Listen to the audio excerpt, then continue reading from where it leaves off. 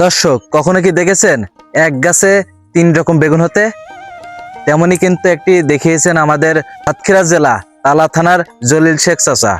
তিনি কিন্তু এক গাছে 3 রকম বেগুনের কলপ করে কিন্তু বর্তমানে নেট দুনিয়ায় ভাইরাল হয়েছেন।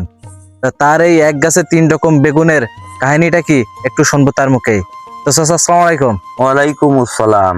তো আপনার এই এক গাছে কি কি তিন রকম কি বেগুন লাগিয়েছেন একটু বলতেন এই আমাদের। টমেটো লাগাইছি এই গাছে, একই গাছে। তারপর তারপরে লম্বা বেগুন লাগাইছি, তারপরে তারপরে গোল বেগুন লাগাইছি।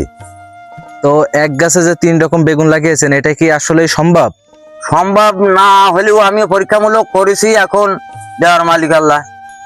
তো এই এক গাছের মধ্যে আপনি 3 রকম বেগুনের কলপ করেছেন। জি, টমেটো, গোল বেগুন, লম্বা লম্বা বেগুন। বেগুন।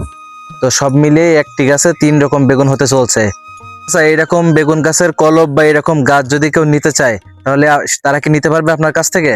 হ্যাঁ নিতে পারবে, তবে একটু সময় দিতে হবে। আমার এই তৈরি করিস তো প্রথম, এই বেঁচে গেলে দিতে হবে, ফল ফুল আসলে দিয়ে দেবো। তো এইরকম গাছ যদি কারো লাগে, অবশ্যই কিন্তু চাচার সাথে যোগাযোগ করলে আপনারা কিন্তু নিতে পারবেন। নিতে পারবে। তো আজ এই পর্যন্ত, আল্লাহ হাফেজ।